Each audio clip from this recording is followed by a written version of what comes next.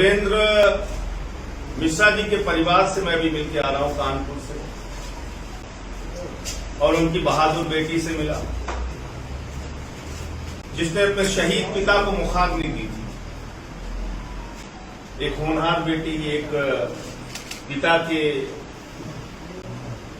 मौत से गमजदा बेटी, उनके परिवार के लोग, और उस बेटी ने अपने पिता की कुछ फाइलें देखना शुरू की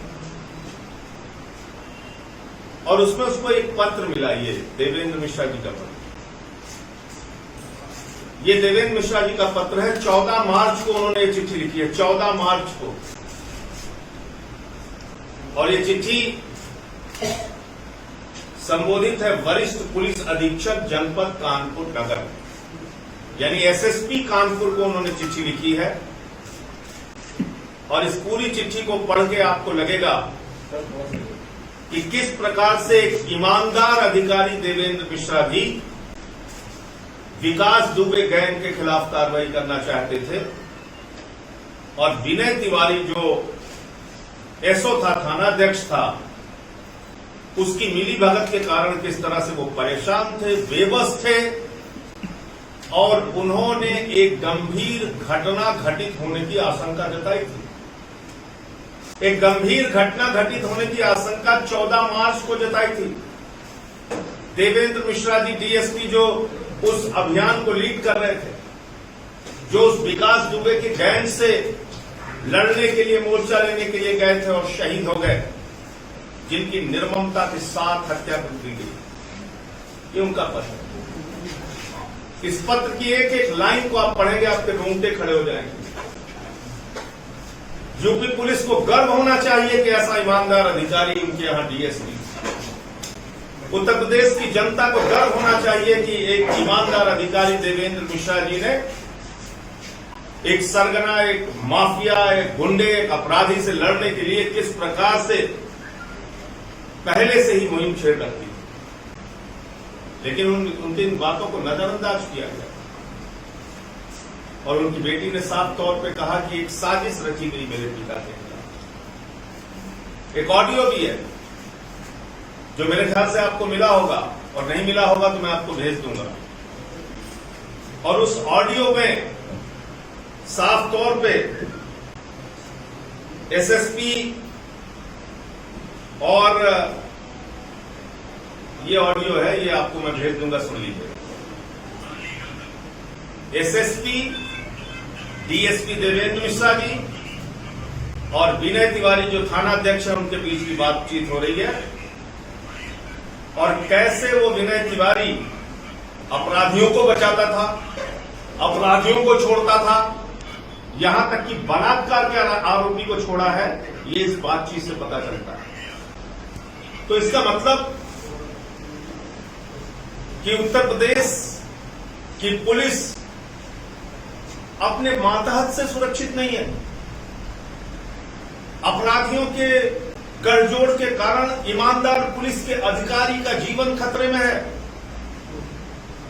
और ये कोई सामान्य घटना नहीं है, ये बहुत बड़ी घटना है। तो मुझे नहीं लगता कि इसमें पुलिस के स्तर पे जांच में कोई न्याय मिल पाएगा, क्योंकि इसमें कई लोग इस पूरी घटना को देख के और इस पूरे खुलासे को, इस पूरे सच को देखकर लगता है कि एक बड़ी साजिश है। इसलिए आम आदमी पार्टी उत्तर प्रदेश के मुख्यमंत्री योगी आदित्यनाथ जी से मांग करती है कि आप इसकी जुडिशियल इंक्वायरी कराइए, हाई कोर्ट के सिटिंग जज से इसकी न्यायिक जांच कराइए, हाई कोर्ट के सिटिंग जज से न्यायिक जांच कराइए, और कई जो इसकी गुत्थी है उसको सुलझाना जरूरी है। आखिर क्यों, किन कारणों से विकास दुबे एक दुर्दांत अपराधी इतने दिनों से बाहर था? कौन कौन से लोग थे जो उसको बचा रहे हैं? पुलिस के किन किन अधिकारियों से उसके संबंध थे, किन किन लोगों ने उसको बचाने की कोशिश की?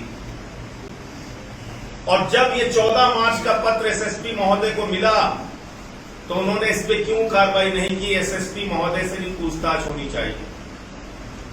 विनय तिवारी को सस्पेंड जरूर किया गया, लेकिन उसकी गिरफ्तारी करके उसके खिलाफ सख्त कानूनी कार्रवाई होनी चाहिए, क्योंकि उसकी साफ तौर पर मिली भगत का जिक्र खुद डीएसपी देवेंद्र मिश्रा जी कर रहे हैं।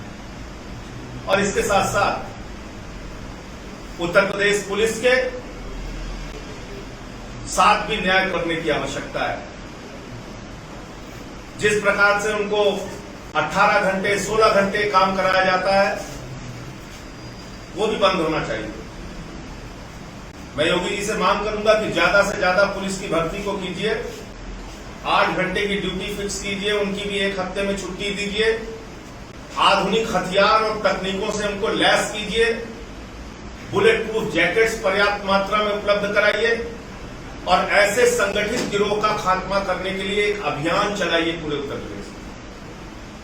उनकी गिरफ्तारियां करके उनको जेल में डालिए, ऐसे माफियाओं को, और संगठित अपराध खत्म होगा तब जब उनकी गिरफ्तारी के बाद उनको सजा मिले। अगर न्यायिक प्रक्रिया में इतना झोल रहेगा कि थाने में एक राज्य मंत्री की हत्या करने वाले व्यक्ति के खिलाफ, विकास दुबे के खिलाफ कोई गवाही देने को तैयार नहीं होगा, अगर ऐसा वातावरण रहेगा तो कैसे न्याय मिल पाएगा और कैसे अपराधियों को सजा हो पाएगी। इसलिए संगठित अपराध को लेके, बड़े अपराधों को लेके fast track court Uttar Pradesh में बनाया जाए और एक समय सीमा के अंदर तमाम बड़े अपराधों में जो शामिल अपराधी हैं उनके खिलाफ कार्रवाई की जाए, उनको सजा दिलाई जाए। जो इस पूरे घटना में बात निकलकर सामने आ रही है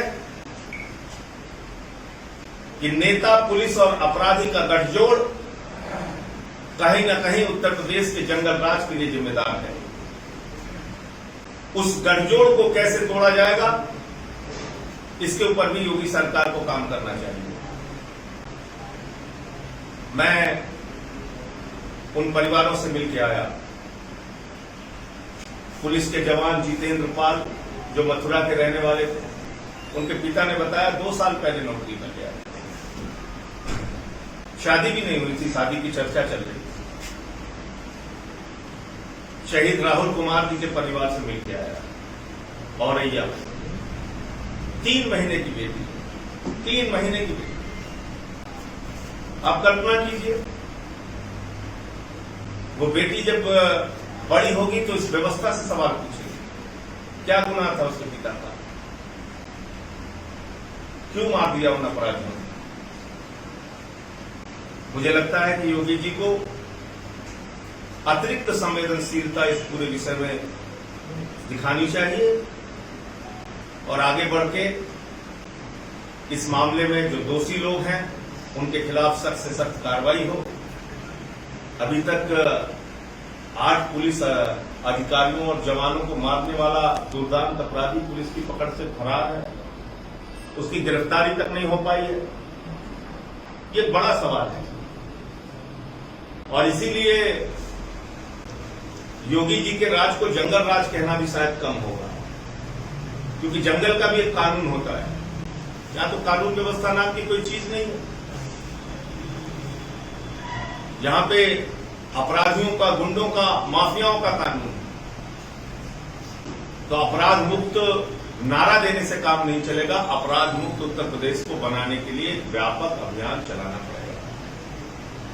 तो ये कुछ जानकारियां मिली थी जो मैंने आपके साथ शेयर की और देवेंद्र मिश्रा जी को और उन तमाम जो 8 हमारे पुलिस के जवान शहीद हुए हैं उनको सच्ची श्रद्धांजलि यही होगी कि ये दुर्दांत अपराधी जल्द से जल्द पकड़ा जाए और न्यायिक प्रक्रिया को तेज करके इसके खिलाफ कार्रवाई होनी चाहिए और जो भी इसमें लोग शामिल रहे उनके खिलाफ भी कार्रवाई होनी चाहिए। मैं आईजी महोदय का बयान सुन रहा था जो उस रेंज के हैं। उन्होंने कहा कि हमारे बगल से गोली चली गई जब वो शायद उस अभियान में शामिल हुए। बाद में एसएसपी को बुलेट प्रूफ उन्होंने पहना था, इसलिए उनके गोली लगी तो बुलेट प्रूफ जैकेट में लगी, ऐसा वो बयान दे रहे थे। तो आईजी महोदय ने यह भी बताया कि 70 से 80 अपराधी उसमें थे और उनको चिन्हित किया गया। तो उनको कार्रवाई कीजिए, उनके खिलाफ गिरफ्तारी कीजिए, उनके खिलाफ जल्द से जल्द साक्ष्य कोर्ट में प्रस्तुत करके उनको कार्रवाई कीजिए और पुलिस के जो लोग शामिल हैं उनको बख्शिए मत। पुलिस के जो लोग इन अपराधियों से शामिल हैं, अंदर के विभीषण, अंदर के गद्दार, अंदर के असली देशद्रोही वही लोग हैं, उनको बख्शिए मत, चाहे उनका नार्को टेस्ट कराना पड़े और चाहे उनके खिलाफ बर्खास्तगी की कार्रवाई करनी पड़े, जो कुछ भी करना पड़े उनको बख्शा नहीं जाना चाहिए।